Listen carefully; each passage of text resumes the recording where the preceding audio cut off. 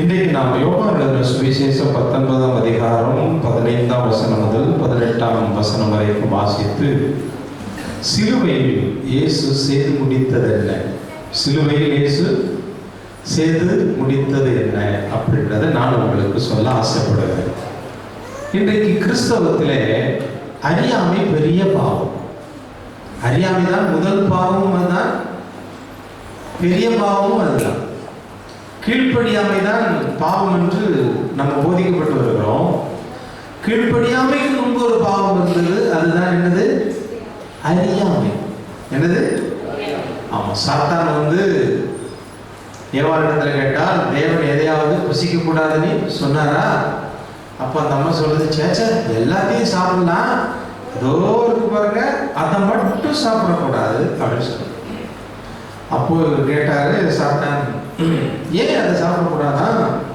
அதை தின்னா நாங்கள் செத்துருவோமா அப்படின்னு. உடனே அவர் சொல்ற, சேச்சா நீ சாகவே மாட்ட, நீ தேவனை போல் மாறுவ அப்படின்னு. இப்ப என்னுடைய கேள்வி என்னன்னா, ஏற்கனவே இவர்கள் தேவனை போல் தான் இருந்தார்களா, இனிமேதான் இவர்கள் தேவனை போல் மாறணுமா? ஏற்கனவே தேவனால் படைக்கப்பட்டு தேவனோடு தேவனை போல இருந்தார்கள். இப்ப இந்த சந்தேகம் வந்த உடனே, நான் தேவனை போல் மாறிடுவேன் அப்படின்னு அதை பறிச்சு புசித்து நம்மளை எல்லாரும் இந்த நிலைமைக்கு ஆளாக்கி விட்டுட்டு அந்த அம்மா போயிட்டாங்க. எந்த அளவுக்கு புரியுது? அப்போ இன்றைக்கும் இப்படிதான் அறியாமை தான் முதல் பாவம். அன்னைக்கே அந்த அம்மா என்ன சொல்லியிருக்கணும்னா, நான் ஏற்கனவே தேவனோடு தான் இருக்கேன், தேவனுக்குள்ளதான் இருக்கேன், நீ உன் சோழியை பார்த்துட்டு போயான்னு சொல்லியிருந்தா நீங்க அங்க உட்கார வேண்டிய அவசியம் இல்லை, நான் இங்க நிற்க வேண்டிய அவசியம் இல்லை, நம்ம வாழ்க்கை ஸ்டைலே வேற மாதிரி இருந்திருக்கும். நான் அடிக்கடி சொல்லுவேன், அந்த அம்மா பழத்தை பறிச்சு சாப்பிட்டு அது மட்டும் சாப்பிட்டு செத்து போயிருக்கலாம்ல, அது பாதியை கொண்டு வந்து புருஷனுக்கு கொடுக்க, இவனும் எச்சம் பண்ணதை மானங்கிட்ட சாப்பிட. விளங்குதா உங்களுக்கு? என்ன நீ கடிச்சு கொண்டு வந்து கொடுத்துருக்க, சீச்சி நான் சாப்பிட மாட்டேன்னு சொல்லிடணும். இல்லை, மனைவி கடிச்சு தான் வேணும்னு சொல்ல முடியுமா? இன்னைக்கு வரைக்கும் அவன் கடிச்சு தின்னதான் நம்ம பாதி தின்னுட்டு இருக்கோம். புரியுது உங்களுக்கு? எச்சம் பண்ணி தான் கொடுக்குறாங்க. அது பெரிய விஷயம், நம்ம நாளைக்கு பேசுவோம், நிறைய பேச வேண்டியது. அப்போ அன்னையிலேருந்து இன்னைக்கு வரைக்கும் அறியாமை தான் பெரிய பாவம். அதுக்கு தான் நேற்று மீட்டிங்கில் நான் ஒரு கதை சொன்னேன். நேற்று மீட்டிங்கு வந்தவங்க மட்டும் கை தூக்குங்கன்னா பாஸ் மட்டும் தான் வந்திருப்பீங்க. நீங்களும் வந்தீங்களா? நீங்களும் வந்தீங்களா? ஆன்லைனில் பார்த்துட்டீங்களா? அப்போ நேற்று நான் சொன்ன ஒரு உதாரணம் தெரியுமா? அது சிலருக்கு ஆன்லைனில் பார்க்காதவங்களாம் கை தூக்குங்க. அப்போ இந்த கதை உங்களுக்காக தான். ஒரு அரசியல் தலைவன் தன்னுடைய தொண்டனை பார்த்து, இந்த கொடி கம்பம் நீளம் எவ்வளோ உயரம் எவ்வளோன்னு அளக்க சொன்னான். என்ன சொன்னா? எல்லாரும் கொஞ்சம் பேசுங்க. ஐயா நாளைக்கு சேர்லாம் கொஞ்சம் தள்ளி போடுங்க, என்னை விட்டு ரொம்ப தூரமாக இருந்த மாதிரி இருக்காங்க, அதனால கொஞ்சம் பக்கத்தில். இப்போ கூட நீங்கள் சேர்த்துக்கிட்டு வரல, வாங்க முகத்தை பார்த்துங்க, நீங்களும் வாங்கல, அப்படியே உட்காந்து இடத்துல சேர்த்துக்கிட்டு வாங்கல, ரொம்ப தூரமாக இருந்த மாதிரி, மக்களோட மக்களாக இருக்கணும். அப்படி வாங்க அப்படி வாங்க, இங்கே வந்துருக்கியா, வெக்கப்படாத. இதுதான் அழகு. ரொம்ப தூரம், எனக்கு கூட்டம் முக்கியம் இல்லை, கூட்டத்தில் இருக்கிற மக்கள் முக்கியம். அதனால நல்லா ஃபீல் பண்ணியிருக்கீங்க, நல்லா வளர்த்து வச்சுக்கிறீங்க பிள்ளைங்க. பரவாயில்ல, சில சமயம் நான் வந்திருக்கேன். அழகு இப்போ எவ்வளோ நல்லா இருக்கு பாருங்க. இப்போல்லாம் நம்ம ஒன்றா இருக்கிற பாருங்க. நீ எதுக்கு அங்கே உட்காந்துருக்க? வந்து ஏதாவது வேலை இருக்கு உனக்கு? யார்கிட்ட வரது இருக்கணுமா? இந்த வந்துடுறாங்க, உனக்கு சேர்த்து தானே பேசணும். கையை பிடிச்சி கூட்டு வந்துடு. அவர் இப்போ தான் வேலை ஆராய்ச்சி பண்ணிட்டு இருக்கேன். ஐயா வாங்கய்யா முன்னாடி வரவங்களாம் வராது, நான் தானாகவே வந்துடுவாங்க. இது வரைக்கும் ஏறி வந்தால் உள்ள வர மாட்டாங்க. வந்துட்டு சுதந்திரமாக சந்தோஷமாக பிரசங்கத்தை கேட்க போகிறோம். ரைஸ்லாம் எதுக்குமா கம்ப்யூட்டர் அடிக்க போகிற நீ? டிஸ்டர்பன்ஸ் அது. சரிம்மா, நீ அதை படிக்க போனீங்கன்னு நினச்சேன். ஓகே, வந்துருங்க முன்னாடியா. இப்போ எவ்வளோ சந்தோஷமாக இருக்கு தெரியுமா உங்களை பார்க்கும்போது? சரி, அப்போ என்ன சொன்னான் அந்த தலைவன்? கம்பன் நீளம் எவ்வளோ உயரம் எவ்வளோன்னு, அவன் நீளம் எவ்வளோன்னு படுக்க போட்டு அளந்தான். நீளம் எவ்வளோன்னு படுக்க போட்டு அளந்துட்டு, உயரம் எவ்வளோன்னு நிற்க வச்சு அளந்துட்டு இருக்கான் ஏழில் ஏறி. அப்போ பக்கத்தில் கேட்டால், என்ன தலைவரே, உங்கள் தொண்டனுக்கு நீளமும் உயரமும் ஒன்று தானே, இவன்னு படுக்க போட்டு அளந்து நிற்க போட்டு அளக்குறான்னு அந்த தலைவர் சொன்னார். சத்தமாக சொல்லாத, இது அவனுக்கு தெரியாமல் இருக்கிற வரைக்கும் தான் நான் தலைவனாக இருக்க முடியும்னு சொன்னான். விளங்கிச்சா அவங்களுக்கு? இன்னைக்கு நிறைய தெரியாமல் இருக்கிறதுனால தான் நிறைய பேர் தலைவராக இருக்கிறாங்க. குறிப்பாக மிஸ்டர் சாத்தான் நமக்கு ரொம்ப பெரிய ஆளா காமிக்கிறது காரணம் என்னன்னா, அவனை ஆண்டவர் தலையை நசுக்கி அவனை நிர்வாணமாக்கி அவனை ஒண்ணும் இல்லாம ஆக்குனது நமக்கு புரியாததுனால தான் அவரு பெரிய பில்டப்பா இருக்கார். புரியுதா உங்களுக்கு? அதை ஒண்ணுமே இல்லாம தலையை நசுக்கிறதுக்கு அப்புறம் என்ன பண்ண முடியும்? கொஞ்சம் யோசிங்க, கற்பனை பண்ணி பாருங்க. ஒரு பெரிய லாரி டயர்ல மட்டும் தலையை நசுக்கிறதுக்கு அப்புறம் என்ன பண்ண முடியாது? ஒண்ணும் பண்ண முடியாது. ஒரு மண் இருக்காது. அதை போய் நம்ம பயந்துட்டு பிசாசு போராடுறோம், அப்படி வரோம் இப்படி வரோம், பயப்படுறோம், சோதிக்கிறோம், புடமிக்கிறோம். என்ன பில்டப்பு! அவங்க தலை நசிக்கிறோம், வாழை வச்சுக்கிட்டு நம்ம தான் செத்து போனோமே, நம்மளை குறிச்சு ஏன்டா இப்படி மக்கள் பில்டப் பண்றாங்கன்னா அறியாமை. தேவன் சிலுவையில செய்தது தெரியாததுனால தான் பிசாசு பெரியவன். இன்னைக்கு சில பிரசங்கியார்களே பார்த்தீங்கன்னா பிசாசு தான் பெருசா சொல்றான். அவன் பயப்படுவான், போராடுவான், அவன் அதுல பூந்துருவான், இதுல பூந்துருவான், அப்படி பூந்துருவான், இப்படி பூந்துருவான்னு சொல்லி நம்மளை போட்டு பயங்காட்டி தரணும். பைபிள் சொல்லுது பிசாசுக்கு எதிர்த்து நின்று அவன் ஓடோடி போவான்னு போட்டிருக்கு. நம்ம எதிர்த்து நிக்கிறது இல்லை, வைத்து வைத்து ஒதுக்குறது. புரியுதா உங்களுக்கு? அவனுக்கு எதிர்த்து நிக்கணும். உங்களுக்கு நான் சொல்றது புரியலண்ணா. நீங்க ரோட்ல நிறைய நாய் பார்த்துருப்பீங்க தானே? அது குலைக்கும் போது நீங்க ஓட்டினீங்கன்னா அவர் பெரிய வீரன் சுடுற மாதிரி நம்மளை துரத்துவார். விளக்குதா? குனிஞ்சு ஒரு கல்லை எடுத்து பாருங்க, துண்டக்கான துணியை காணி ஓடுவார். அவர் எவ்வளவு பெரிய ஆளா? எத்தனை பேருக்கு புரியுது? அந்த நாய் மாதிரி தான் நான் இவ்வளவு நேரம் சொன்ன மிஸ்டர் சாத்தான். நீ எதிர்த்து நின்னா ஐயோ துண்டக்கான துணியை காணி ஓடி போயிடுவான். நீ ஐயோ பிசாசு போராடுறான், எதையாவது செஞ்சிருவானோ அப்படின்னு நினைச்சேன்னா அவனுக்கு எங்க செய்ய அதிகாரம் இருக்கு? பைபிள் எல்லாம் போட்டிருக்கு. அதிகாரத்தை எல்லாம் உரிந்து நீங்க என்னோட யூடியூப் சேனல்ல பாத்தீங்கன்னா 40 நாள் சிலுவையில் செய்தது என்ன அப்படின்னு ஒவ்வொரு நிமிஷம் பிரசங்கம் தான். எவ்வளவு நிமிஷம்? அது நேரத்தை அம்மான்னு சொல்லிட்டு 1 நிமிஷம் போட்டா போக மாட்டேங்கிறடி, 1/2 நிமிஷம் போடணும். என்ன புரியுதா உங்களுக்கு? இன்னைக்கு ஷார்ட் அண்ட் ஸ்வீட்டா சொல்ல வேண்டியது இருக்கு. நீங்க முடிஞ்சா நீங்க அதை நீங்க பாருங்க. இந்த சிலுவை தியானத்தை குறித்து 40 நாளும் ஒவ்வொரு தலைப்புல பேசிக்கிட்டே இருக்கேன். அதனால நீங்க அதை பாருங்க. சிலுவையில இயேசு செய்ததை நம்ம தெரிஞ்சுக்கணும். பைபிள்ல ரொம்ப அழகா போட்டிருக்கு. நான் உங்களை கிரயம் செலுத்தி வாங்கி காசு கொடுத்து சொந்தமா வாங்கிட்டேன். நான் காசு கொடுத்து வாங்கினதுக்கு அப்புறம் இதை யாருமே உரிமை பாராட்டவே முடியாது. நான் குடிப்பேன், இல்லை நான் இதை துப்புவேன், இல்லை நான் கடிப்பேன், இல்லை நான் தூர ஊத்துவேன், இல்லை அப்படியே வச்சிருப்பேன். இது என் இஷ்டம், என் இஷ்டம். எங்க அப்பா என்ன காசு கொடுத்து வாங்கி இருக்கிறாரு, அவர் இஷ்டம், அவருக்கு தான் நம்ம சொந்தம். அதனால இன்றைக்கு சிலுவையிலே தேவன் செய்ததை நிறைய சொல்லிக்கிட்டே இருக்கலாம். ஆனா 2 நாள் எவ்வளவு சொல்ல முடியும்? அது 2 மணி நேரம், அவ்வளவுதான் சொல்ல போறேன். சரிதானே உங்களுக்கு? இன்றைக்கு நீங்கள் இந்த யோவான் 19ஆம் அதிகாரம் 15 இருந்து 18 வரைக்கும் வாசித்து பார்த்தா சிலுவையிலே தேவன் செய்தது என்ன? இதுக்கு நான் மேட்ச் பண்ணி ஒரு வசனத்தை கொண்டு வந்திருக்கேன். 2 கொரிந்தியர் 5ஆம் அதிகாரம் 17, 18, 19, 21. இந்த வசனங்களில் எல்லாம் நீங்க கட்டாயம் கொஞ்சம் கவனம் செலுத்தணும். 17ஆம் வசனத்தை ஒருத்தர் வாசிங்க. 17ஆவது வசனத்தை வாசிச்சு உங்ககிட்ட ஒரு கேள்வி கேட்க போறேன். எத்தனை பேர் உண்மையா பதில் சொல்றீங்களோ அப்பதான் நான் பிரசங்கம் செய்வேன். எனக்கு தெரியும் நீங்க உண்மையை சொல்றீங்களா பொய் சொல்றீங்களாடி உங்க முகத்தை பார்க்கும் போதே எனக்கு தெரிஞ்சிடும். இந்த வசனத்தை வாசிச்சதுக்கப்புறம் ஒரு கேள்வி கேட்பேன். நீங்க எத்தனை பேர் உண்மையை சொல்றீங்களோ என் பிரசங்கம் தொடரும். பொய் சொல்றீங்கன்னு சொன்னா நான் அப்படியே நாத்துமாவே கத்தரை சோதரின்னு சொல்லிட்டு நாங்க போக வேண்டிய இடத்துக்கு போயிடலாம் நினைக்கிறேன்னு யார் சொல்றீங்க? அப்புறம் என்ன, உண்மை இல்லாதவங்களுக்கு எப்படியா நம்ம பேச முடியும்? வாசிங்க 2 கொரிந்தியர் 5:17. இப்படி இருக்க ஒருவன் கிறிஸ்துவுக்குள் அல்லது கிறிஸ்தவனாய், கிறிஸ்தவனாய் சொல்றதை விட கிறிஸ்துவுக்குள் ரொம்ப முக்கியம். கிறிஸ்துவுக்குள் இருந்தால் புது சிருஷ்டியாய் இருக்கிறான். நீங்களாம் யாரு? கிறிஸ்துவுக்குள் இருந்தால் யாரு? புது சிருஷ்டியாய் இருக்கிறீர்கள். பழையவைகள் எல்லாம் ஒழிந்தன. சரி, நம்ம எல்லாரும் கிறிஸ்டியன் தானே? எல்லாரும் கைதுங்க கிறிஸ்டியன் தான், கிறிஸ்தவங்க தான். உங்க வாழ்க்கையில நீங்க எத்தனை வருஷம் கிறிஸ்தவன்னு நான் கேட்க விரும்பல. பழசெல்லாம் ஒழிஞ்சு போயிருக்கா? என் வாழ்க்கையில பழசு எல்லாமே ஒழிஞ்சு போச்சு அப்படின்னு சொல்றவங்க மட்டும் கை தூக்குங்க பார்க்கலாம். உங்களுக்கு எல்லாம் இருதயம் இருக்கு. அப்ப நம்ம இன்னும் புது சிருஷ்டி ஆகலையா? இந்த வசனத்தை வாசிச்சு நான் ஆண்டவருக்கு கேள்வி கேட்டேன். அது ஒரு ஊழியர் மீட்டிங்ல ஒரு ஐயா சொன்னாரு, பிரபலமான ஒரு ஐயா, நீ இன்னும் பழைய சுபாவங்கள் ஒழியவில்லை என்றால் நீ கிறிஸ்துவுக்குள் இல்லை. கோபப்படுறியா? நீ கிறிஸ்துவுக்குள் இல்லை. பொய் சொல்றியா? நீ கிறிஸ்தவன் இல்லை அப்படின்னு அடிச்சு தள்ளி விட்டுட்டாரு. நைட்டெல்லாம் எனக்கு ஒரு மாதிரி குற்ற மனப்பான்மையாகி நம்மளே இன்னும் கிறிஸ்துவுக்குள்ள இருக்கியே, சரி நம்ம மட்டும்தான் அப்படி பார்த்தா நம்ம பல பேர் மொத்த பேரும் அப்படித்தானே இருக்கிறாங்க. அப்படி நம்ம இன்னும் கிறிஸ்துவுக்குள்ள இல்லையா? இன்னைக்கு கிறிஸ்தவ சபைகள் எல்லாம் நமக்குள்ள இப்படி ஒரு கிரிட்டினஸே, நான் ஜெபம் பண்றேன் ஏன் இதுல இருந்து விடுதலை யாருல, நான் ஜெபம் பண்றேன் ஏன் இந்த போராட்டம், நான் கிறிஸ்துவுக்குள்ள இருக்கேன் ஏன் இப்படி, நான் பைபிள் படிக்கிறேன் ஜெபம் பண்றேன் ஏன் என்னுடைய வாழ்க்கையில இந்த போராட்டத்துல நான் ஜெயிக்க முடியல, அப்படி சொல்றவங்களா கை தூக்குவாங்க. உண்மையா நீங்க வாழ்க, நீங்க ஒருத்தர் தான் தைரியமா கை தூக்கிறீங்க. கை தூக்குறாங்க இல்லை? நம்ம பழைய சும்மா எல்லாம் மாறிடுச்சா? மாறிக்கிட்டே இருக்குன்னு சொன்னா கூட சந்தோஷம். மாறவே இல்லைங்க, எங்க வீட்டுக்காரர் திருந்தவே இல்லைங்க, கொஞ்சம் கூட மாறலங்க அவரு. ஏன்? அப்ப நம்ம கிறிஸ்துக்குள்ள இல்லையா?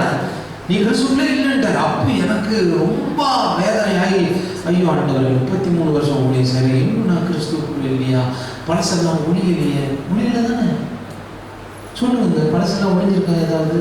அப்பப்போ தலை தூக்குது இல்லை? நம்மெல்லாம் கிறிஸ்தவங்களாம் ரட்சிக்கப்பட்ட கிறிஸ்தவங்களாம் எப்படின்னா அந்த பெட்டிக்குள்ள இருக்கிற பாம்பு மாதிரி, அந்த பெட்டிக்குள்ள அதை மூடி போட்டு கலத்திட்டு அது பாட்டுக்கு படுத்துருக்கும். ரொம்ப சாந்த சொல்லுமையா இருக்கும். அந்த பெட்டி லைட்டா திறந்தா பெருசுன்னு பாருங்க, அங்கதான் நம்ம சிக்கிருவோம். புரியுதா உங்களுக்கு? இதுக்கே பயந்துட்டு எப்படியாக்கா? பயப்படக்கூடாது. அது உள்ள பாம்பு மூடி போட்டு கலந்துட்டு நமக்குன்னு ஒரு பிரச்சனை வராத வரைக்கும் நம்ம நீதிமான் தான், தேவ மனிதன் தான், பரிசுத்தவான்கள் தான், மீட்கப்பட்டவங்க தான்.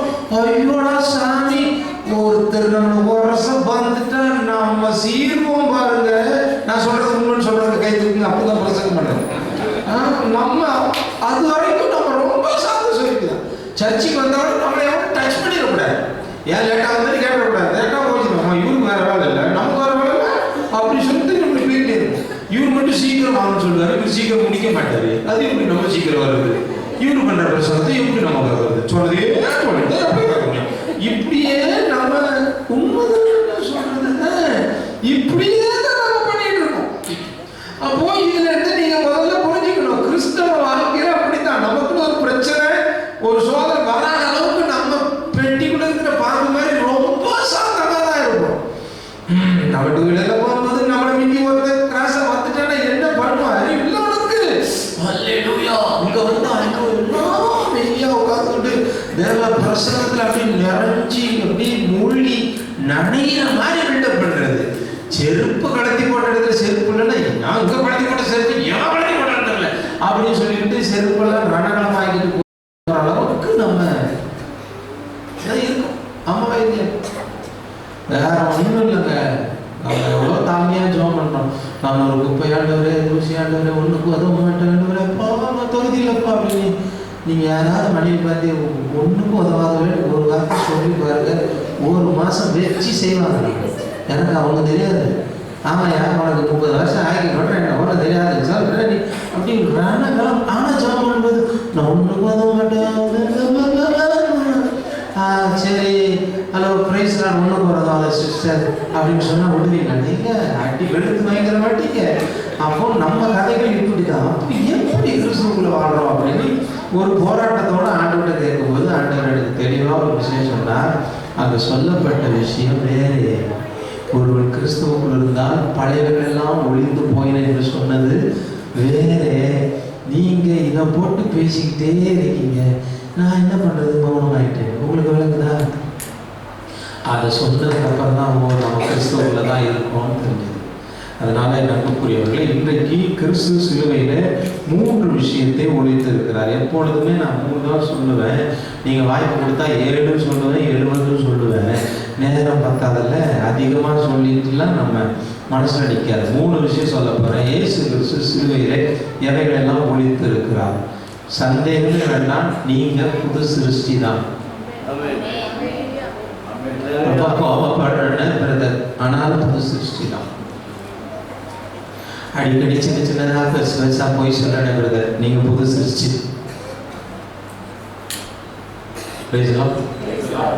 பக்கத்து வீட்டில் ஒரு 2 வீலர் என் வீட்டு வாசல் உடுத்திட்டு அவன்கிட்ட சண்டை போட்டேன் பிரதர், நீங்க புது சிருஷ்டி. பேசலாம். என் புருஷன் கடவுள் தான் நினைக்கிறேன், அடங்கவே முடியலையே பிரதர், நீ புது சிருஷ்டி. பரவாயில்லையே, நம்ம இப்படியே வாழ்ந்துடலாமா நினைச்சா ரொம்ப டேஞ்சராக தான்.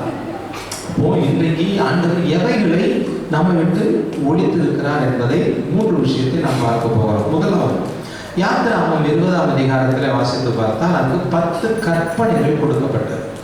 கொடுத்தது யாருன்னா தேவன் தான் கொடுத்தார். கொடுத்தது யாரு? தேவன் தான் கொடுத்தார். அந்த 10 கற்பனையில ஒன்றை மீறினாலும் நம்மளை போட்டு தள்ளணும்னா நம்மளை கொலை செய்ய வேண்டும் என்கின்ற கட்டளை தேவன் தான் கொடுத்தார். உங்களுக்கு புரிகிறதுக்காக 10 கற்பனையில ஒன்றை மட்டும் நினைப்பூட்ட ஆசைப்படுகிறேன். அவைகளில் ஒன்று 4வது கற்பனை, 10வது வசனம். ஓய்வு நாளிலே நீயாகிலும் உன் மனைவியாகிலும் உன் பிள்ளைகளாகிலும் வீட்டுவர்களில் இருக்கிற வேலைக்காரன் வேலைக்காரியாகிலும் யார் வேலையும் செய்யக்கூடாது. ஓய்வு நாளில் என்ன பண்ணக்கூடாது? யார் வேலையும் செய்யக்கூடாது. ஓய்வு நாளில் வேலை செய்கிறவன் சபிக்கப்பட்டவன் அப்படின்னு சொல்றான். அப்படியும் மீறி ஓய்வு நாளில் வேலை செஞ்சா என்ன பண்ணாங்கன்னா அவரை கூப்பிட்டு கொண்டு இருக்காங்க. நீங்க வேதத்தில் வாசித்து பார்த்தீங்கன்னா என்னாகும் 15ஆம் அதிகாரம் 32வது வசனத்தை ஒருத்தர் வாசித்த பின்பு 36 வாசிங்கன்னா 32 வாசிங்க. ரொம்ப ஸ்லோவா இருக்கீங்களே பைபிள் புரட்டுறதுல. என்ன ஆகும்? ஆதியாகமத்துலாம் தேடினா வராது. என்ன ஆகும்னா அப்படியே யாத்திராம லேவிராம என்ன ஒரு 4 புஸ்தகத்தை தாண்டி வந்துடும். வாசிங்க. நீங்க ஏன் எடுத்து வச்சுட்டு முறைச்சு பார்த்துட்டு இருக்கீங்க? வாசிங்களேன். என்ன ஆகும்? 15ஆம் அதிகாரம் 32வது வசனம் 32 எடுத்துட்டீங்களா? கன்னடா வாங்கி ஆனா தமிழ் பொண்ணு மாதிரி இருக்கியம்மா. இஸ்ரவேல் புத்திரர் வனாந்தரங்களில் இருக்கையில் ஓய்வு நாளில் விறகுகளை பொறுக்கிக் கொண்டிருந்த. தமிழ், சென்னை தமிழ்ல இந்த பொறுக்கிக் கொண்டிருந்ததுன்னா கெட்ட வார்த்தை. என்ன பொறுக்கியோ போன சொல்லுவாங்கல்ல. இவர் ஞாயிற்றுக்கிழமை இவர் எங்க இருக்கணும்? சும்மா எங்க ஆலயத்துல. ஆனா இவர் எங்க பொறுக்க போயிட்டாரு? ஆமா, ஊட்டிக்கு போயிட்டேன்னு சொல்லிட்டு எங்க போயிட்டாரு? விறகு பொறுக்க போயிட்டாரு. எதுக்கு விறகு பொறுக்க போனாரு? வானத்திலிருந்து மண்ணா பொழியும், அதை ரொட்டி சுட்டு மனைவி பிள்ளைகள் கொடுக்கறது. கொஞ்சம் விறகு பொறுக்கிறது கஷ்டமா, தப்பா, குற்றமா? ஆண்டவர் சொன்னாரு 6 நாள் பொறுக்கிக்கோ, 6 நாள் விறகு பொறுக்கிக்கோ, 6 நாள் வேலை செஞ்சுக்கோ, 6 நாள் ஓட்டி டூட்டி ஈட்டி எல்லாம் செஞ்சுக்கோ, 6 நாள் டெய்லி கூட துணி துவைச்சி வை.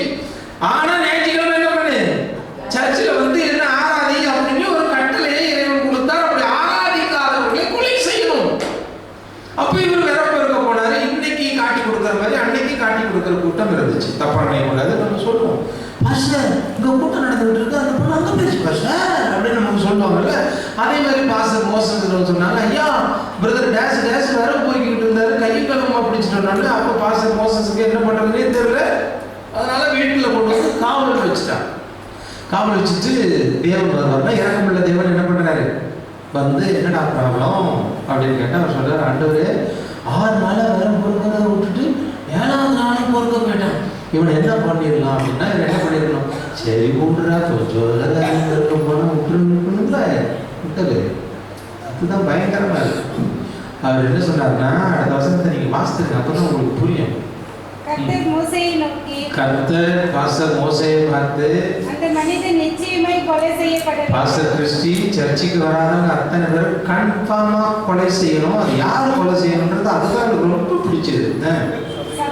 சர்ச் மெம்பர் எல்லாரும் சேர்ந்து அவனை ஊருக்கு வெளியே கொண்டு போய் சாதாரண கத்தி எடுத்து கச்சக்கனை அறுத்துறாங்கறாம், செத்துறோம், கல்லால் அடிச்சு சொல்லுங்கக்கா. அது என்ன சிரிச்சுக்கிட்டே சொல்றீங்க? கல்லால் அடிச்சு கொள்றது கொஞ்சம் கூட உங்களுக்கு பயமே இல்லை. கல்லால் அடிச்சு கொல்ல கடவுள்னு சொல்லிட்டார். இவ்வளவு சொன்னதுக்கு அப்புறம் சர்ச்சு மெம்பர் நம்ம சும்மா விடுவோமா? அடுத்த வசனத்தை வாசி. அப்பொழுது சர்ச் மெம்பர் எல்லாரும் சேர்ந்து கர்த்தர் பாஸ்டர் கிறிஸ்டி அவர்களுக்கு சொன்னது போலவே அவனை ஊருக்கு வெளியே ஆட்டோட கொண்டு போய் கல்லறிந்தார்கள். அவன்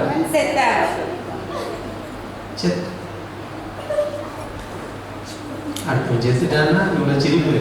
ஏன்னா நான் சிரிச்சுக்கிட்டே சொல்றேன்ல, நான் அழுதுகிட்டே சொல்லித்தான் நீ அழுதுருப்பேன். நான் அழகவே மாட்டேன், சிரிக்கிறாங்க. கவலைப்படாதீங்க, உங்களுக்கு எதையும் கலந்தாது இருப்பதா. அவன் இப்போ விரவு பொறுக்கிறதுக்கு என்ன கூலி? சர்ச்சு மெம்பரே கொள்ளணும்னு சொன்னாங்க. இப்போ இப்படி ஒரு சட்டம் இருந்துச்சுன்னா யாராவது உயிரோடு இருப்போமா? வாரம் வாரம் நாங்கள் 4 பேர் 5 பேரை 10 பேரை குடும்பமாக ஊருக்கு வெளியே கொண்டு போய் உருட்டு கட்டையும் கல்லையும் கொண்டு வந்து அடிச்சு பொண்ணு அடக்கம் பண்ணுறதுக்கு நாங்கள் கூட இருக்க மாட்டோம். எத்தனை புரியுது? அதனாலதான் தேவன் சொன்னார், அவர் சிலுவையிலே மரித்ததனாலே பழைய கற்பனைகள் எல்லாம் ஒளிந்து போனது. புரியவங்கள்ட்ட கைது பார்க்கலாம். அப்போ பழைய கற்பனையை கொடுத்த ஒரு தேவன் தானே ஏன் அதை ஒழிச்சார் அப்படின்னா, அது மக்களுக்கு பாரமா இருக்குது. அதனால இயேசு சிலுவையிலே 10 கற்பனைகளை நிறைவேற்றி முடித்து அதை ஒரே கற்பனையாய் நமக்கு மாற்றி தந்தார். அந்த நம்ம செய்யணும். அதான் பழைய கற்பனை ஒழிந்தது, புது கற்பனையை நம்ம கை கொள்ளணும். அப்ப புது கற்பனை என்ன அப்படி பாத்தீங்கன்னா, ரோமர்கள் நிருபத்துல தேவன் தான் கட்டளையை கொடுத்துட்டு அவரே ஏன் அதை நிறைவேற்றினார்னா, நான் உங்களுக்கு ஒரு உதாரணம் சொல்றேன், எல்லாரும் பாருங்க. என்ன பாருங்க, என் பையனுக்கு நான் ஒரு கட்டளை கொடுக்குறேன். ஏன் தம்பி, நாளைக்கு சாயங்காலம் சர்ச்சுக்கு போகணும், காரெல்லாம் நல்லா தொடச்சி வை, இல்லைன்னா அடி தோலை குறிச்சிருமன்னு சொல்லிட்டு தான் வெளியே போறேன். வெளியே போயிட்டு வந்தா அவர் நல்ல ஏசியை போட்டு தூங்கிக்கிட்டு இருக்கிறார். இப்ப நான் என்ன பண்ணணும்? கார் தொடங்கல, அடிக்கணுமா வேணாமா? ஆனா அடிச்சேனா இல்ல, தூங்கிட்டானா சரி அப்படின்னு நானே என்ன பண்றேன், தொடச்சிட்டேன். அவன் முடிச்ச உடனே சொல்றான், சாரி டாடி தூங்கிட்டேன், பரவாயில்லப்பா. அப்ப நான் தான் சொன்னேன், காரை தொடக்கலன்னா உன்னை அடிப்பண்டா. நீ அடிச்சிங்களா? அடிக்கல. ஏன்னா என் பிள்ளை மேல நான் வைத்த அன்பின் நிமித்தம் நான் சொன்ன கட்டளையை நானே நிறைவேற்றிட்டேன். எத்தனை பேருக்கு புரியுது? தேவன் சொன்னாரு, இதெல்லாம் செய்யறனா உன்னை கொல்லுவேன், நீ கொல்லப்படணும். ஆனா இவங்களால செய்ய முடியாததுனால இவரே தம்முடைய குமாரனை அனுப்பி சிலுவையிலே செய்து முடித்தார். ரோமர்கள் நிறுவனத்திலே 13ஆம் அதிகாரம் 9, 10 வாசித்ததுக்கு அப்புறம் 8ஆம் வசனத்தை வாசித்தீங்கன்னா 9ஆம் வசனம் சொல்லுகிறது, வாசிங்க. எப்படி எனில் விபச்சாரம் செய்யாதிருப்பாயாக, கொலை செய்யாதிருப்பாயாக, என்ன செய்யாதிருப்பாயாக, களவு செய்யாதிருப்பாயாக, பொய் சாட்சி சொல்லாதிருப்பாயாக, இச்சையாதிருப்பாயாக என்கிற இந்த கற்பனையும் வேற எந்த கற்பனையும் உன்னிடத்தில் நீ அன்பு கூறுகிறது போல பிறரிடத்தில் அன்பு கூறுவாயாக என்கின்ற ஒரே வார்த்தையிலே தொகை அடங்கி இருக்கிறது. அடுத்த வசனம் சொல்லுகிறது, அன்பானது பிறருக்கு என்ன செய்யாது, கொல்லாது செய்யாது. ஆதலால் அன்பு நியாய பிரமாணத்தின் நிறைவேறுதலாய் இருக்கிறது. ஹல்லேலூயா. இந்த 8ஆம் வசனத்தை வாசித்து பார்த்தீங்கன்னா, பிறரிடத்தில் அன்பு கூறுகிறவன் நியாய பிரமாணத்தை நிறைவேற்றுகிறார். வாசிங்க 8ஆம் வசனம்.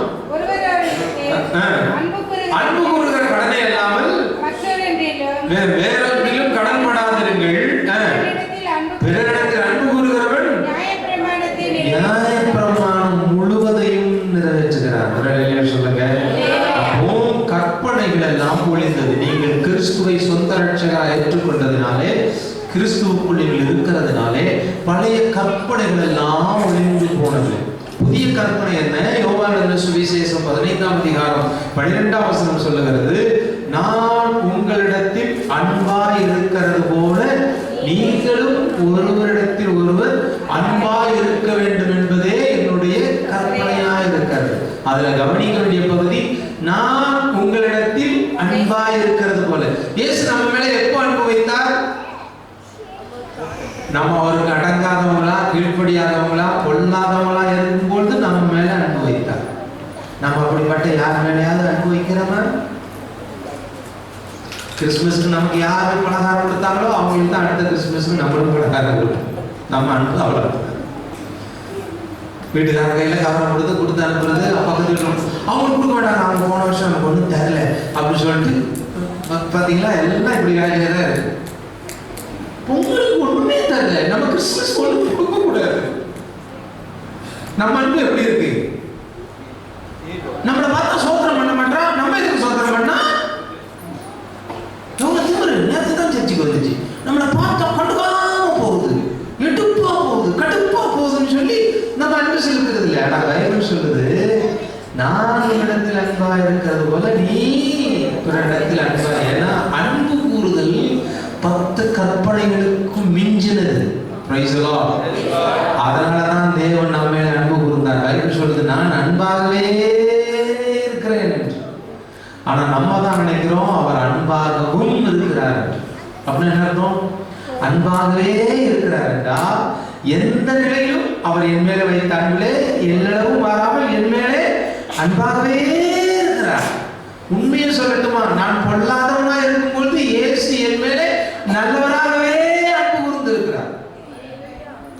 ஆனா நம்ம நிலையிலும் பைபிள் படிக்கல, ஜோம் பண்ணல. அதனாலதான் நான் என்ன பண்ணிட்டேன், வண்டியில போகும்போது எங்கேயா வேடிக்கை பார்த்து போயிட்டு கீழே விழுந்துருக்கோம். மணி வந்து சொன்னா, போன வாரம் நீங்க சர்ச்சுக்கு வரல, அதனாலதான் இவ்வளவு சர்ச்சுக்கு வந்துருவேன். எதுக்கு சர்ச்சுக்கு வந்து ஆண்டு மேல அன்புல இல்ல, வண்டியில தள்ளி விட்டுறாரு பயத்துறேன். இதுக்கு வரவே இருந்துக்கலாங்க. பசங்க சொல்லு, சர்ச்சுக்கு வராம போனா கால் உடைப்பாரு கத்தாரு. அவன் கிரிக்கெட் மண்டையில கவலை குறை வரப்பா கால் உடைச்சு இவன் நினைப்பான், அது ஏசு கால் உடைச்சிட்டாரு, இப்படிப்பட்ட ஒரு ஏசு நமக்கு வர மாட்டான். ஆமா, தொழில லாஸ் ஆகி போச்சு, கவன குறைவா தொழில் லாஸ் ஆகி போச்சு. என்ன மாதிரி அதனால எல்லாத்தையும் இழந்துட்டோன்னு அவன் அடுத்த காவல போட்டு கொத்தி கொத்தி கொண்டு தருவான். எதுக்கு? ஏசு மேல அன்பு இல்லை, இருக்கிறது போயிடக்கூடாது, காப்பாற்றணும். விளங்குதா? விளக்குன ஒரு அழிக்க சொல்லுங்க, எல்லாரும் புரிஞ்சிச்சா? ஏசு அப்படி இல்லைம்மா, அவர் மேல அன்பு வைத்து விட்டார், அவர் அன்பாகவே இருக்கிறார். பழைய பாடல் சொல்லியிருக்க, ஒரு புனிதனுக்கு புனிதன் மாறுபடுறவனுக்கு மாறுபடுறவனா நம்ம மாறணும்னு அவர் மாறிட்டாருன்னு நினைக்கிறீங்கல்ல? இல்லை, கிறிஸ்து சிலுவையில மரித்ததுக்கு அப்புறம் அவர் நம்ம மேல வைத்த அன்புல எந்த அளவும் குறையல. அதனாலதான் யோவான் 3:16 சொல்லுது, தேவன் தம்முடைய ஒரே பேரான குமாரனை விசுவாசிக்கிறவன் எவனோன்னா யாருலாம்? சர்ச்சுக்குள்ள இருக்கிறான் மட்டுமா? ரோட்ல போறவன் வரவன் எவனோ, அவன் அவரை விசுவாசிக்கிறவன் எவனோ அவன் கெட்டு போகாமல் நித்திய ஜீவனை அடையும்படிக்கு அவரை தந்தருளி இவ்வளவாய் உலகத்தில் அன்பு கூறுவார் இல்லை, அன்பு கூர்ந்துட்டார்.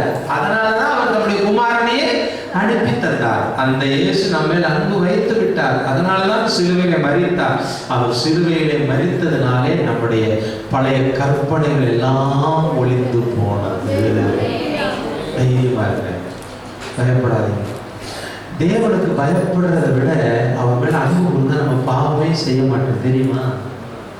பயம் நம்மளை பாவம் செய்ய தூண்டும், அன்பு நிச்சயமா பாவம் செய்ய தூண்டாது. அதுக்கு ஒரு எக்ஸாம்பிள் சொல்லட்டுமா? என் வீட்டில் டிவி பார்க்க கூடாதுன்னு ஒரு பிரமாணத்தை நான் ஏற்படுத்துறேன். அப்போ என் பிள்ளைங்க டிவி பார்க்க மாட்டாங்க. எப்போன்னா நான் வீட்டில் இருக்கிற வரைக்கும். எனக்கு பயந்தாங்கன்னா வீட்டில் இருக்கிற வரைக்கும் பார்க்க மாட்டாங்க. வீட்டை விட்டு போன உடனே ரிமோட் எடுத்து பிஸ்னி அமைக்கி விட்டுரும். அது 2 பிள்ளை பெற்று வச்சுட்டா, ஒன்று காது அப்படி ரொம்ப நம்மளோட ஷார்ப்பு, அப்படியே கேட்டாண்டு அப்பா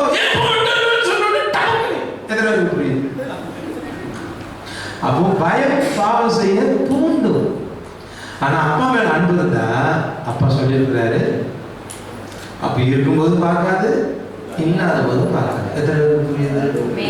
உங்கள் மேல் அன்பு வைத்த இயேசுவின் மேலே நீங்கள் அன்பு கூறுங்கள். பக்கத்தில் பார்த்து சொல்லுங்க, கையை கொடுத்து. உங்கள் மேல் அன்பு கூர்ந்த இயேசுவின் மேலே நீங்கள் அன்பு கூறுங்கள்.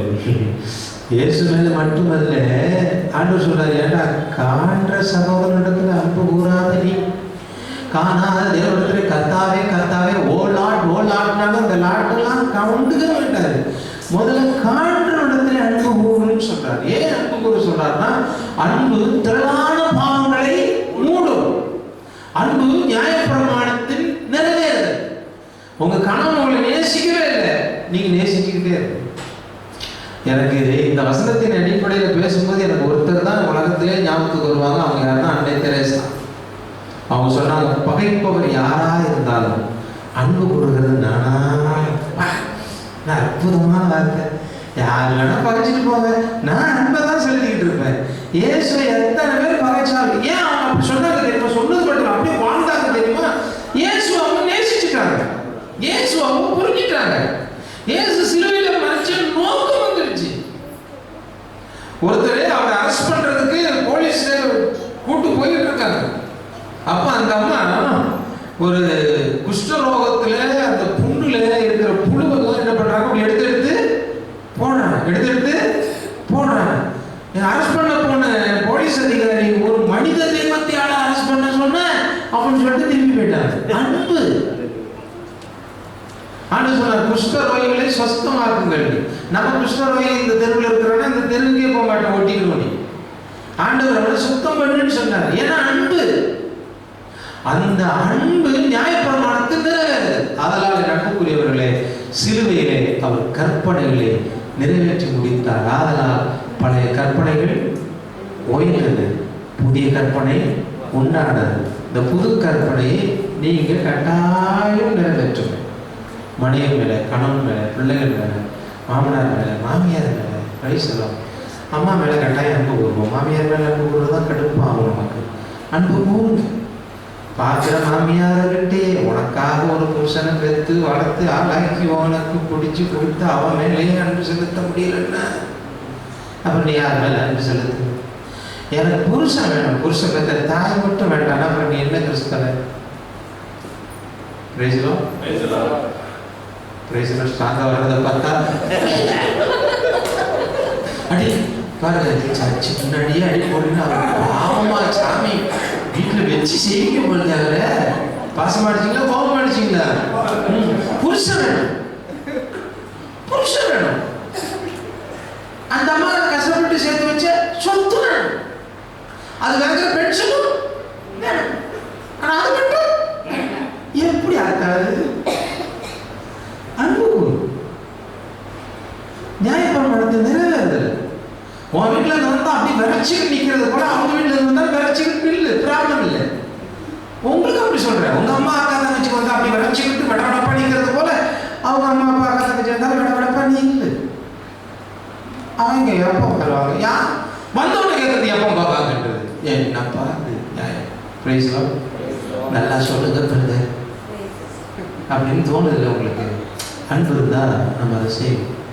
அதனால இயேசு கிறிஸ்து சிலுவையில, எல்லாரும் சொல்லுங்க, சிலுவையிலே கற்பனைகளை ஒழித்தார். இரண்டாவது ஆதியாகமம் 17ஆம் அதிகாரம் 10ஆம் வசனம், 12ஆம் வசனம், 14ஆம் வசனம்.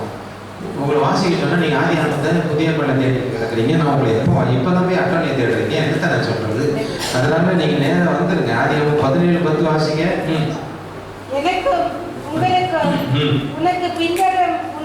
எனக்கும் உங்களுக்கும் உங்களுக்கு பின்வருகிற சந்ததிக்கும் நடுவே உண்டாகிற கை கொள்ள வேண்டியதுமான என் உடன்படிக்கை என்னவென்றால், உங்களுக்குள் பிறக்கும் சகல ஆண் பிள்ளைகளுக்கும் விருத்த சேதனம் பண்ணப்படும். ரத்த உடன்படிக்கை. ஆண்டவர் ஒரு புதிய உடன்படிக்கை கொடுத்தால் உங்களுக்குள்ளே பிறக்கின்ற அனைத்து ஆண் பிள்ளைகளும் விருத்த சேதனம் பண்ணணும், ரத்தம் சிந்தனம். இது உடன்படிக்கை. அதனாலதான் கணவன் மனைவி ரத்தம் சிந்தி ஒரு பிள்ளையை பெற்றெடுக்கிறோம். ரத்தம் சிந்துதல் இல்லாம இந்த உலகத்துல ஒரு அமைப்பும் இல்லை. மிருகமானாலும் பறவையானாலும் இதை நீ உற்று கவனிச்சா தெரியும். இது ஒரு பக்கம் இருக்கு. அப்போ ரத்தம் சிந்துதல் உடன்படிக்கை, ஒரு உடன்படிக்கை பண்றாரு. இந்த உடன்படிக்கை மீறவங்க சபைக்குள்ளே வரக்கூடாது. இந்த 10ஆம் வசனத்தை 12 வாசிங்க, 12, 14 வாசிங்கன்னா தான் தெரியும். தலைமுறை தலைமுறையாக பிறக்கும் ஆண் பிள்ளைகள், தலைமுறை தலைமுறையாக உங்களுக்குள்ள பிறக்கிற எல்லா ஆண் பிள்ளைகளுக்கும் நீ என்ன பண்ணணும்? விருத்த சேதனம் 8ஆம் நாளிலே பண்ணணும். வீட்டிலே பிறந்த பிள்ளை அப்படி பண்ணலன்னு சொன்னா சபைக்குள்ள வரக்கூடாது. 14ஆம் வசனத்தை வாசித்து பாத்தீங்கன்னா, நினித்தோலின் மாம்சத்தை விருத்த சேதனம் பண்ணாத ஆண் பிள்ளையா இருந்தார். அக்கா ரொம்ப சுறுசுறுப்பா வாசிக்கணுக்கா. ஆண் பிள்ளையா இருந்தா அது என்ன பண்ணுமா? மீறினதினாலே அது ஜனத்தில் இராதபடிக்கு அறுப்புண்டு போகும்னு தேவனே ஒரு உடன்படிக்கை தந்தார். இந்த உடன்படிக்கை ஆபிரகாமுக்கு எப்போ வந்துச்சுன்னா 99 வயசுல வந்துச்சு. வாசிக்க 24ஆவது வசனம். 24ஆவது வசனம் தான். அதுக்கு பைபிள் புரட்டுறீங்க, அதே அதிகாரத்துல தானே வருது. ஆபிரகாமுடைய நுனித்தோலின் மாம்சம் விருத்த சேதனம் பண்ணப்படும் போது 99 வயசு. இதுல ஒரு லாஜிக் இருக்கு பாருங்க. 75 வயசுல உனக்கு குழந்தை பிறக்கணும்னு சொன்னார். இப்ப 99 வயசு வரைக்கும் குழந்தை, வாக்குத்தத்தம் பண்ண குழந்தை, ஏற்கனவே அடிமை பெண்ணுக்கு ஒரு குழந்தை பிறந்துச்சு, அவனும் அன்னைக்கு தான் விருத்த சேதனம் பண்ணா, அது ஒரு பக்கம் இருக்கட்டும். வாக்குத்தத்தம் பண்ண ஈசாக்கு பிறக்கல. 99 வயசுல சொல்றாரு, நீ எனக்கு முன்பாக நடந்து கொண்டு உத்தமனாயிருன்னு சொல்ற. விளக்குதா? இப்போ 99 வயசுல இந்த விருத்த சேதன உடன்படிக்கைக்கு உட்பட்டதுக்கு அப்புறம் தான் அவருக்கு வாக்குத்தத்தம் பண்ணப்பட்ட பிள்ளையே பிறக்குது. எத்தனை பேருக்கு புரியுது? புரிஞ்சுதா? அப்போ நீங்க அந்த உடன்படிக்கைக்கு, தேவனுடைய உடன்படிக்கைக்கு நீங்க ஒப்பு கொடுத்து அதை நிறைவேற்றும் பொழுதுதான் வாக்குத்தத்தம் பண்ணனதே நமக்கு நிறைவேறதா இருந்தது. கிமு கிறிஸ்து பிறப்பதற்கு முன்பு. கிபி அப்படி அல்ல. தகுதியற்ற என் மேல் அவர் வைத்த அன்புக்கு பெயர் தான் கிருபை. ஆமென் சொல்லுங்க. அல்லேலூயா. இப்படி விருத்த சேதனம் பண்ணினா தான் நீ என்னுடைய உடன்படிக்கைன்னு சொன்ன. விருத்த சேதனம் பண்ணாலன்னா போட்டு தள்ளுறதுக்கு ரெடியா இருக்கிறார். யார? மோசேயே. மோசே எவ்வளவு பெரிய ஆளு வாசித்து பாருங்க. யாத்திராகமம் 24ஆம் அதிகாரம் 24, 25, 26 படிச்சு பார்த்தீங்கன்னா மோசே விருத்த சேதனம் பண்ணியிருக்கிறார். ஆனா வழியில மோசேக்கு பிறந்த பிள்ளைக்கு விருத்த சேதனம் பண்ணல. அதனால ஆண்டவர் என்ன பண்றாரா பாருங்க. வாசி படிச்சாதான் தெரியும். படியுமா?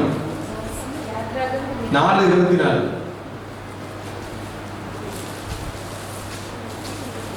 இப்பவே 8வது உங்களை நான் எப்படி விடுறது?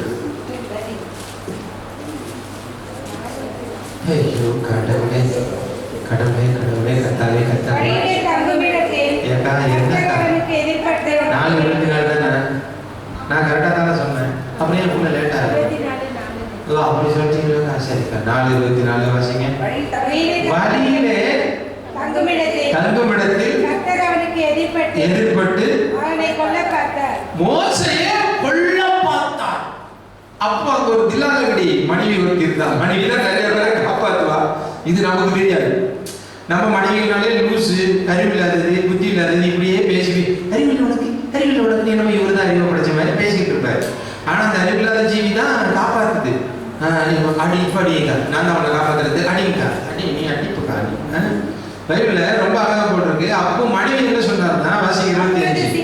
அப்பொழுது சிப்போரா கற்கால் ஒரு கல்லை எடுத்து தன் புத்திரனுடைய நுனித்தோலை அறுத்து அதை மோசேக்கு காலுக்கு கீழாக போட்டு, நீர் எனக்கு இரத்த சம்பந்தம் பண்ணப்பட்ட புருஷன் என்றார். இப்போ வாசிங்க 26.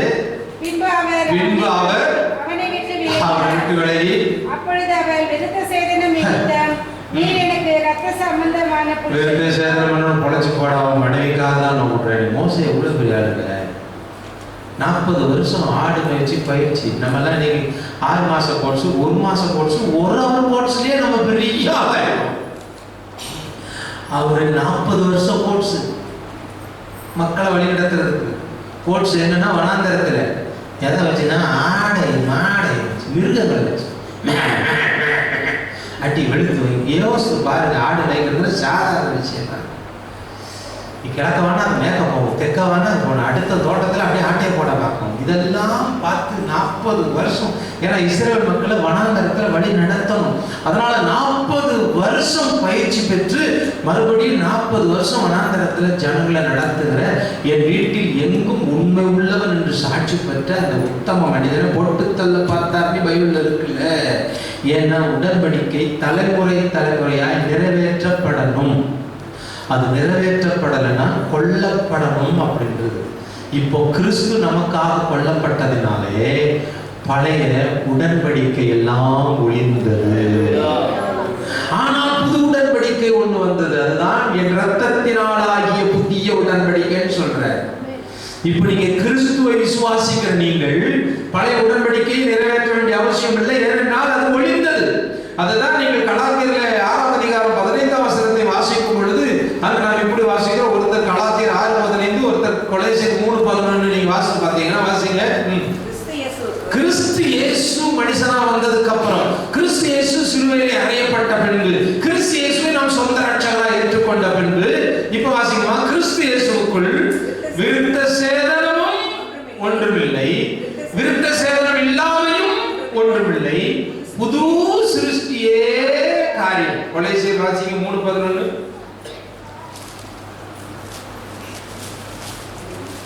ரொம்ப சுலபம். நாளைக்கு எல்லாம் சாப்பிட்டுட்டு வாங்க. ரொம்ப சுலபாயிருக்கீங்க. நல்லா கவனிங்க. கிரேக்கன் என்றும் கிறிஸ்து மனுஷனா வந்ததுக்கு அப்புறம் தான் இந்த பிரமாணம். பழைய ஏற்பாடுல இந்த பிரமாணம் இல்லை. அந்நிய ஜாதி உள்ளவன், அந்நியவன், விருத்த சேதனம் அடையாதவன், கற்பனைகளை கை கொள்ளாதவன் சர்ச்சைக்கு வரக்கூடாதுன்னு இருந்துச்சு. ஆனா கிறிஸ்து வந்ததுக்கு அப்புறம் இப்ப வாசிங்கய்யா, கிரேக்கன் என்றும் யூதன் என்றும் விருத்த சேதனம் உள்ளவன் என்றும் விருத்த சேதனம் இல்லாதவன் என்றும் இல்லை, புறஜாதிகள் என்றும் புறதேசத்தார் என்றும் அடிமை என்றும் சுவாதீனர் என்றும் கிறிஸ்துவே எல்லாவற்றுக்கும் எல்லாம் ஆனார். புரிஞ்சவங்க கரங்களை நீங்க பாருங்களா? சர்ச்சுக்குள்ள வந்ததுக்கு அப்புறம், கிறிஸ்துக்குள்ள வந்ததுக்கு அப்புறம், நான் அந்த ஜாதி, நீ இந்த ஜாதி, நீ அந்த ஊரு, நான் இந்த ஊரு, நான் கருப்பன், நீ வெள்ளை, நான் கட்டையன், நீ நெட்டையன், எதுவுமே பேச முடியாது. எல்லாருக்கும் எல்லாம் ஆனார் கிறிஸ்து சிலுவையில். சரி சமம். அப்படி ஏதாவது ஒரு சபை இருக்காருன்னா ரொம்ப கஷ்டமா இருக்கு. அதுக்காக பிரசங்கம் நம்ம ஏன் இருக்க முடியும்? புரியுதா உங்களுக்கு? இல்லை, அந்த வசனத்தை வீட்டில் போய் கொஞ்சம் சும்மா அப்படி வாசித்து பாருங்க. ஏதோ வசனத்தை வாசிக்க, இதை வாசித்து பாருங்க. கிறிஸ்து இயேசுக்குள் விருத்த சேதனமும் இல்லையும் ஒன்றும் இல்லை, கிரேக்கன் என்றும் இல்லை, யூதன் என்றும் இல்லை, பட்டணத்தான் என்றும் கிராமத்தான் என்றும் இல்லை, படித்தவன் என்றும் படிக்காதவன் என்றும் இல்லை, அந்த ஊருக்காரன் இந்த ஊருக்காரன் என்றும் இல்லை. ஏனென்றால் கிறிஸ்து நமக்குடைய எல்லா உடன்படிக்கை நிறைவேற்றி முடித்த யோவான் சுவிசேஷத்தினாலே இது இரத்தத்தினாலே உண்டான புது உடன்படிக்கை. அதைத்தான் திருவிருந்து டைம்ல நினைவு கூறணும். திருவிருந்து டைம்ல தன்னைத்தானே நிதானிக்கணும்னு சொன்னவங்க நம்மளை நிதானிக்கணும். நான் தகுதி இல்லை ஆண்டவரே, நான் போய் பேசிட்டு ஆண்டவரே, கோபப்பட்டு ஆண்டவரே, டிவி பார்த்துட்டு ஆண்டவரே, நீ அப்படியே வந்து குடிச்சுக்கிட்டு இந்த ரசத்துல இனிப்பு கம்மியா இருந்தது, ரொட்டி எனக்கு சின்னதா கொடுத்தாங்கன்னு சொல்லிட்டு உட்காரு. பைபிள்ல அவரை நிதானிக்க சொல்லியிருக்கு. இந்த ரத்தத்தை நான் புசிக்கிறதுனாலே, புது உடன்படிக்கையின் ரத்தத்திற்கு உட்படுகிறதினாலே பழைய எல்லாம் ஒளிந்து போனது. இயேசு சிலுவையில் எனக்காக, என் பிள்ளைகளுக்காக எல்லாவற்றையும் நிறைவேற்றி முடித்தார் என்று நினைச்சு வந்து எடுத்தா அது உனக்கு சுபம். இவன் முன்னாடியே நான் போகணும்னு சொல்லிட்டு முன்னாடி விட்டுட்டு பின்னாடி வர்றது, இதுக்கு இல்லை திருவிருந்து. விளங்குச்சா உங்களுக்கு? அதுக்கு தான் நாங்கள் என்ன சொல்றோம், ஞானஸ்தானம் எடுங்க, திருவிருந்துல கையெடுங்க அப்படின்னு சொல்றதுக்கு காரணம் என்னன்னா, இந்த புதிய உடன்படிக்கையில கையெடுங்க. பைபிள் எல்லாம் அனுதினமும் அப்பம் பெற்றிருக்கிறாங்க, வீடுகளோறும் அப்பம் பெற்றிருக்காங்க. நம்ம இப்போ மாசத்துக்கு ஒரு முறைக்கே உங்களை போட்டுக்கிட்டு வச்சு கொண்டு வந்து ஐயோ அந்த கிளாஸையும் கழுவி ரொட்டியும் சுட்டு கொண்டு கொடுக்கறதுக்குள்ள போதும் வீடுகளோறும் அப்பம் பெற்றிருக்கிறாங்க. இன்னைக்கு சில சமயம் அனுதினமும் அது லெந்து டேஸ்லாம் 40 நாளும் திருவிருந்து கொடுத்துட்டே இருக்காங்க. அதை நினைவு கூறுறதுக்கு தான். அப்போ கிறிஸ்து சிலுவையிலே மரித்ததினாலே பழைய கற்பனை ஒளிந்து போனது. கிறிஸ்து சிலுவையிலே மரித்ததினாலே பழைய உடன்படிக்கை ஒளிந்து போனது. கடைசியாக வந்துட்டேன். கடைசி உங்களை சீக்கிரம் அனுப்புனாதான் நீங்க நாளைக்கு சீக்கிரம் வருவீங்களாம், அதனால சீக்கிரம் அனுப்புறேன். கடைசியாக எசேக்கியேல் 18:4 வாசிங்க. எசேக்கியேல் தீர்க்கதரிசன புத்தகம் 18:4. எல்லா ஆத்துமாக்களும் என்னுடையவைகள். தகப்பனுடைய ஆத்துமா எப்படி என்னுடையதோ அப்படியே மகனின் ஆத்துமாவும் என்னுடையது. பாவம் செய்கிற ஆத்துமா சாபம்னு தீர்ப்பு எழுதிட்டாங்க. ஒரு ஆத்மா பாவம் செஞ்சா அதுக்கு மரணம் தான். ஆனா கிறிஸ்து சிலுவையிலே மரித்ததினாலே பழைய மரணம் ஜெயிக்கப்பட்டது. கிறிஸ்தவனுக்கு மரணம் இல்லை. இதை நீங்க எப்போதுமே புரிஞ்சுக்கணும். இம்மையிலே சரீரத்திலே மரணங்களுக்கு சரீரத்திலே மறிக்காம வாழலான்னு இப்ப சிலர் போதிக்கிறாங்க. அது சாத்தியமா சாத்தியம் இல்லையான்றதெல்லாம் நான் பேச அவசியம் இல்லை. அது சாத்தியமா இருக்கலாம். ஏன்னா இயேசுவே சொல்லியிருக்காரு, என்னை விசுவாசிகள் மரித்தால் பிழைப்பான், உயிரோடு என்னை விசுவாசிகள் என்றைக்கு மறியாமலும் இருப்பான். அது எனக்கு சந்தேகம் இல்லை. அது சாத்தியமா சாத்தியம் இல்லையான்றதெல்லாம் நம்ம போட்டு மூளையெல்லாம் கழுவ வேண்டிய அவசியம் இல்லை. அப்பா சொன்னார் நடக்கும், நீ விசுவாசிச்சா அதெல்லாம். அப்படி உயிரோடு எடுத்துக்கொள்ளப்பட்டவங்க இருக்காங்களான்னா இருக்காங்க. பைபிள் இருக்காங்கன்னா அதை நம்பிதான் நம்ம அம்மாவே இல்லையா? பழைய ஏற்பாடு காலத்திலே இருக்காங்க. நோவல் யாரப்பா ஏனோக்கு குறித்து எனக்கு ரொம்ப ஆச்சரியமான விஷயம். அவன் தேவனோட சஞ்சரித்து கொண்டு குமாரரையும் குமாரத்தையும் பெற்றான். குடும்ப வாழ்வில் இருந்துகிட்டே கர்த்தரோட நல்ல டீப் வச்சிருந்தாரு. இதுல எனக்கு ஒண்ணுமே புத்தி கெட்டாத ஒரு விஷயம். அவனை ஆண்டு 2 மணி நேரம் எஸ்கேப் தூக்கி போயிட்டாரு. நீ ரொம்ப நல்லவனாகடா போதுடா, நியாயமா பாரு, அவர் நம்ம மேல கிளம்படா அப்படின்னு சொல்லி தூக்கி போயிட்டாரு. எங்க புருஷனை காணுங்க கம்ப்ளைண்ட் பண்ணிட்டு அவங்க மனைவி பிள்ளைங்க இன்னும் தேடிட்டு இருக்கிறாங்க. புரிஞ்சவங்களுக்கு புரிஞ்சா போதும், புரியாதவங்களுக்கு புரியா பேசிட்டு அந்த காலத்தில் போய் போலீஸ் ஸ்டேஷனில் கம்ப்ளைண்ட் கொடுத்தாங்க. நேற்று ராத்திரி வரைக்கும் கூட எங்கள் வீட்டுக்காரியாக கொடுத்தாங்க இருந்தாரு. எப்போ கண்டுபிடிப்பாங்க அங்கே போனது ஏன் இங்கே இருக்க ஊரெல்லாம் தேடிட்டு இருக்கலையா? சரி, இது ஒரு சப்ஜெக்ட் இருக்கட்டும், நான் சொல்ல வந்தது சொல்லிடுறேன். அதனால நான் சொல்றேன், நீங்க உயிரோட இருக்க வாய்ப்பு இருக்கு. கிறிஸ்து சொல்றாரு அவருடைய திருவிருந்துல நீங்க ஏன் அதை புரிஞ்சிக்க மாட்டீங்க அப்படின்றதுதான் புரியல. பழைய ஏற்பாடுல மாம்ச ஆத்மா சாகும் இருந்துச்சுல்ல, ஆனா இயேசு கிறிஸ்து சிலுவையில சாகடிக்கப்பட்ட பின்பு நம்ம வாழ்வோனி பிரமாணம் மாத்திருச்சு. அதை நீங்க இந்த ரோமர் எழுதுறப்போ எல்லாரும் எடுத்துருங்க. அதுல ஒரு சில வசனத்தை கட்டாயம் நீங்க வாசிக்கணும். ஏன்னா வாசிச்சாதான் புரியும். ஒருத்தர் நல்லா சத்தமா வாசிங்க, மற்றவங்க அதெல்லாம் கவனிங்க. அது தொடர்ச்சியா வாசிச்சாதான் இதுல இருக்கிற மேன்மையே புரியும். நம்ம ஏதோ ஒரு வசனத்தை கீழாகாமல் மேலாகாமல் வாழாகாமல் தலையாகாமல் வாசிக்கிட்டு கிளுகள் படைகிறது இல்லை. இதுல ரொம்ப அழகா போட்டிருக்கு. நீங்க ஒருத்தர் நல்லா சத்தமா வாசிங்க, மற்றவங்களாம் தயவு செய்து கவனிங்க. ரோமர் 5ஆம் அதிகாரம் 12, 14, 17, 18, 19, 21 முதல்ல வாசிங்க. 12 இப்படியாக ஒரே மனுஷனாலே பாவமும், நல்லா கவனிங்க எல்லாரும் அதை பாருங்க, என்ன பார்க்கறீங்க பைபிள் பாருங்க. இப்படியாக ஒரே மனுஷனாகிய ஆதாமினாலே பாவமும் பாவத்தினாலே மரணமும் உலகத்திலே பிரவேசித்தது போல. நல்லா கவனிங்க, ஒரே மனிதனாகிய ஆதாமினாலே பாவமும் பாவத்தினாலே மரணமும் உலகத்திலே பிரவேசித்தது. இப்ப அடுத்து வாசிங்கம்மா. எல்லா 14 வந்திருக்குமா? அப்படி இருந்தும் மரணமானது ஆதாம் முதல் மோசே வரைக்கும், நல்லா கவனிங்க, மரணமானது ஆதாம் முதல் மோசே வரைக்கும் ஆதாமின் மீறுதலுக்கு ஒப்பாய் பாவம் செய்யாதவர்களையும் என்னங்க இது? பாவம் செஞ்சவங்க தானே மரிக்கணும். ஆனா ஆதாம் பாவம் செய்ததுனாலே பாவம் செய்யாதவர்களும் மரித்தார்கள். அடுத்து வாசிங்கம்மா. இந்த ஆதாம் பிந்தி வந்தவனுக்கு முன்னடையாளமானவன். சரிதானா?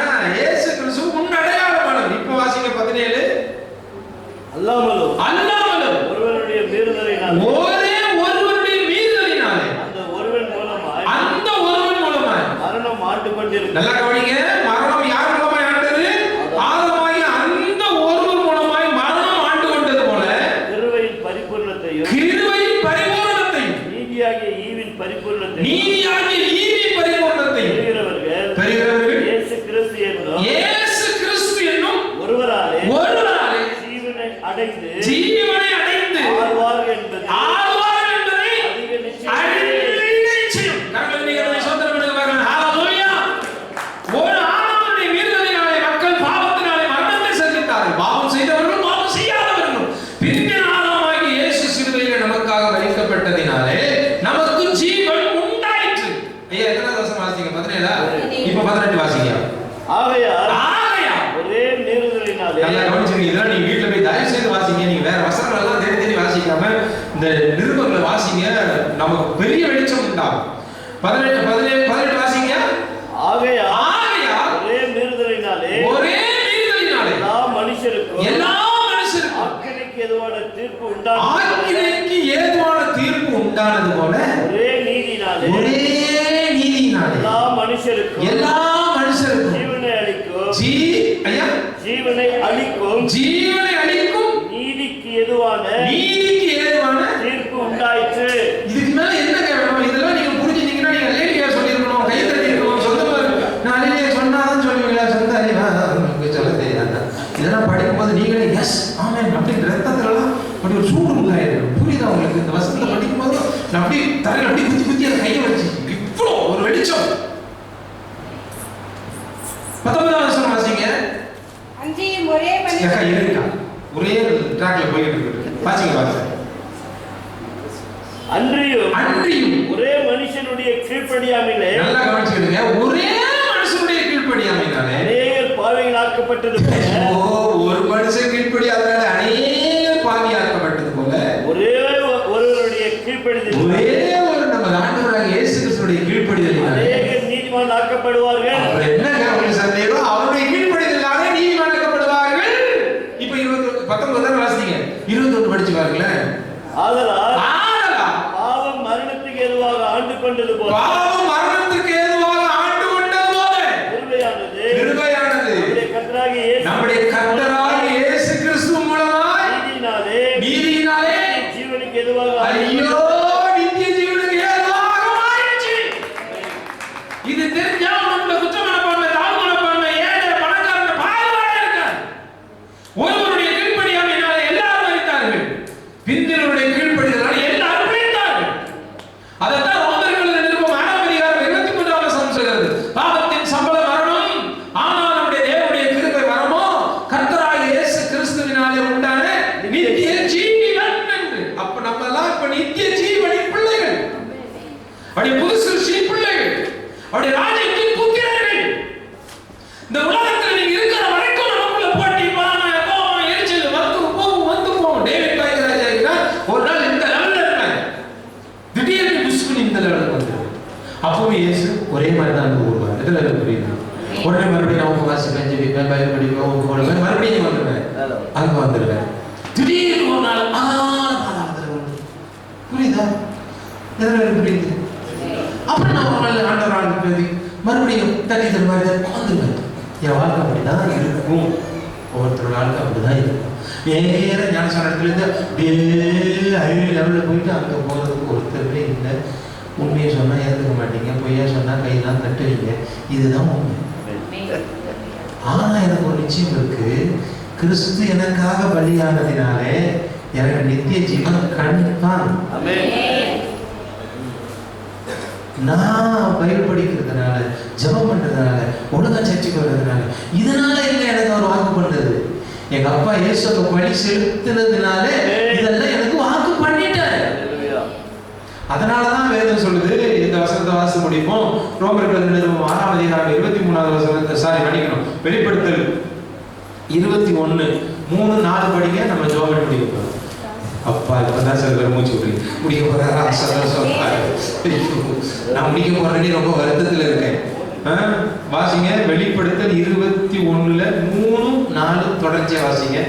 பரலோகத்திலிருந்து உண்டான ஒரு பெரிய சத்தத்தை கேட்டேன். நல்லா கவனிங்க. மேலும் பரலோகத்திலிருந்து உண்டான ஒரு பெரிய சத்தத்தை கேட்டேன். அது இதோ மனுஷர்களிடத்திலே தேவனுடைய வாசஸ்தலம் இருக்கிறது. இதோ மனுஷரிடத்திலே தேவனுடைய வாசஸ்தலம் இருக்கிறது. அவர்களிடத்திலே ஒரு வாசம், அவர் வாசமா இருப்பார். என்னம்மா என்னக்கா வாசிங்க? அவர்களிடத்திலே அவர் வாசமா இருப்பார். அவர்களிடத்திலே அவர் வாசமா இருப்பார். அவர்களும் அவருடைய ஜனங்களாய் இருப்பார்கள். நம்மெல்லாம் யாருடைய ஜனம்? அவருடைய ஜனம். அவர் யாருக்குள்ள வாசம் பண்றாரு? எனக்குள்ள. அவர் யாருக்குள்ள வாசம் பண்றாரு? எனக்குள்ள. சந்தேகம் இருக்கா யாருக்காவது? எல்லாரும் என்ன பாருங்க, அவர் யாருக்குள்ள வாசம் பண்றாரு? எனக்குள்ள. நான் யாருடைய ஜனம்? அவருடைய ஜனம். இப்போ வாசிங்க அந்த வசனத்தை. தேவன் தாமே அவர்களோட கூட இருந்து அவர்களுடைய தேவனாய் இருப்பார். அடுத்த வசனம் வாசிங்க. அதுதான் அவர்கள் கண்ணீர்கள் யாவையும் யாருடைய? அவருடைய வாசஸ்தலம், அவருக்குள் இருக்கிற நம்முடைய கண்ணீர் யாவையும் அவர் துடைப்பார். இனி மரணம் இல்லை. கரங்களை கட்டுறது நீங்க பார்க்கலாம். ஏன்னா இயேசு எனக்குள்ளே வாசம் பண்ணிவிட்டார். மனிதனுக்குள்ளே அவருடைய வாசஸ்தலம் இருக்கிறது. அவர் எனக்குள்ளே தங்கிவிட்டார். நான் அவரை சொந்த ரட்சகராக ஏற்றுக்கொண்டேன். நான் அவருக்குள், அவர் எனக்குள் இருக்கிறார். ஆதலால் அவருடைய பிள்ளையான ஆதலால் இனி மரணமில்லை. அடுத்து என்ன இல்லை? துக்கம் இல்லை, அலறுதல் இல்லை, வருத்தம் இல்லை. முந்தினவைகளெல்லாம் ஒளிந்து போயின, எல்லாம் புதியதாயின. வந்துருச்சா? 2 கொரிந்தியர் 5ஆம் அதிகாரம் 17ஆம் வசனம் வந்துருச்சா? இங்க எல்லாம் புதியதாயின. கிறிஸ்து சிலுவையிலே மரித்ததினாலே நியாயப்பிரமாணங்கள் ஒழிந்தது, உடன்படிக்கைகள் ஒழிந்தது, மரணம் ஒழிந்தது. கிறிஸ்து இயேசுவுக்குள் நான் புது சிருஷ்டியாக இருக்கிறோம். எல்லாரும் எழுந்து ஜெபம் பண்ணுவோம். ஹalleluya ஹalleluya ஹalleluya ஹalleluya ரதனா. எல்லாரும் நேரம் ஆண்டவர் உண்மையிலே என்கிட்ட பேசினார். என் ஆவின் கண்களை திறந்தார், எனக்கு ஒரு வெளிச்சத்தை தந்தார். அப்படி சொல்றவங்க மட்டும் கை தூக்கி ஆண்டவரை துதிங்க பாருங்க. இன்னைக்கு நான் ஒரு புது வெளிச்சத்தை கண்டேன், ஒரு புது ரகசியத்தை நான் கற்றுக்கொண்டேன். இதுவரைக்கும் நான் என்ன தாழ்வு மனப்பான், குற்ற மனப்பான்மை இல்லை, பாவ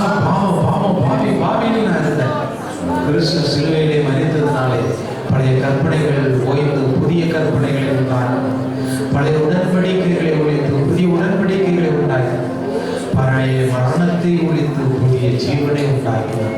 கர்த்தர் உங்களிடத்தில் பேசுகிறாரா? அந்த வார்த்தை அப்படியே நிலைத்திருக்கிறது. அநேகர் வெளிச்சத்திற்குள் அழைத்துள்ளார். அநேகர் இந்த வெளிச்சத்தை போதியுங்கள். கிறிஸ்து உங்களுக்குள் இருக்கிறதுனால் நீங்கள் புது சிருஷ்டியா இருக்கிறீர்கள். உங்கள் பிள்ளைகள் விழுந்து போகார்கள். உங்கள் பிள்ளைகள் வழிவிலைக்கு போக மாட்டார்கள். நம்புங்க, இயேசு அவர்களுக்காக மரித்திருக்கிறார். உங்கள் வீட்டுக்காக கட்டாயம் ரட்சிக்கப்படுவார். சந்ததிகள் நிச்சயமா மீட்கப்படும். பின்மாற்றக்காரர்கள் மறுபடியும் கிறிஸ்துவோடு வருவார்கள். அவர் அவர்கள் மேலே அன்பு கூர்ந்திருக்கிறார். ஹல்லேலூயா, ஹல்லேலூயா, ஹல்லேலூயா. சிலுவை எங்கள் சின்னம், வெற்றியின் சிகரம், தோல்வி இல்லை இனிமேல், வெற்றி எங்கள் உரிமை. சிலுவை எங்கள் சின்னம், வெற்றியின் சிகரம், தோல்வி இல்லை இனிமேல், வெற்றி எங்கள் உரிமை. ஹல்லேலூயா, ஹல்லேலூயா, ஹல்லேலூயா, ஹல்லேலூயா. ஆமென், ஹல்லேலூயா. எல்லாரும் ஹல்லேலூயா, ஹல்லேலூயா, ஹல்லேலூயா, ஹல்லேலூயா. ஆமென், ஹல்லேலூயா. சிலுவை இல்லை என்றால் சிங்காசனம் இல்லை, இயேசு இல்லை என்றால் பரலோகம் நமக்கு இல்லை. சிலுவை இல்லை என்றால் சிங்காசனம் இல்லை, இயேசு இல்லை என்றால் பரலோகம் நமக்கு இல்லை. இயேசு இல்லை என்றால் பரலோகம் நமக்கு இல்லை. இயேசு கிறிஸ்து சிலுவையிலே செய்து முடித்தவைகள் பழைய கற்பனைகள் எல்லாம் நிறைவேற்றி முடித்தார். பழைய உடன்படிக்கைகளை நிறைவேற்றி முடித்தார். பழைய மரணத்தை ஜெயித்து முடித்தார். ஆதலால் நீங்கள் புது சிருஷ்டியாய் இருக்கிறீர்கள். பழையவை எல்லாம் ஒளிந்து போயின. எல்லாரும் ஒரு விஷயக்காரங்களை உயர்த்தி ஆண்டவர் நன்றி சொல்லுவோம். எங்களுக்கு தந்த நல்ல வெளிச்சத்திற்காக நாங்கள் உமக்கு நன்றி செலுத்துகிறோம். என்னோடு பேசுகிறீரே. பிதாவே, உடைய வேலைக்காரனாகி நான் இவர்களை பிதா குமாரன் பரிசுத்தாவின் நாமத்தில் வாழ்த்தி ஆசீர்வதிக்கிறேன். எங்கள் மனக்கண்களிலே ஒரு வெளிச்சத்தை உண்டாக்குவதற்காக சொல்கிறோம். நீ எங்களுடைய உடன்படிக்கைகளை பல கற்பனைகளை நிறைவேற்றி முடித்து எங்களுக்குள்ளே புது ஜீவனாய் புதிய வாசஸ்தலத்தை உண்டாக்கி எங்களை ஒரு ஜீவனுள்ள பிள்ளைகளாய் மாற்றி இருக்கிறதற்காக நன்றி. நாங்கள் இந்த வெளிச்சத்திலே நடக்கவும் அநேக வெளிச்சத்திற்கு உட்படுத்தவும் எங்களுக்கு இவர்களை தாரும். நாளை நடக்கிற ஆராதனைகளை எங்களுக்கு ஆசீர்வதித்து தாரும். வந்த பிள்ளைகள், வர தடைப்பட்ட பிள்ளைகள் அத்தனை பேரை நான் வாழ்த்தி ஆசீர்வதிக்கிறேன். இயேசுவின் நாமத்தில் பிதாவே.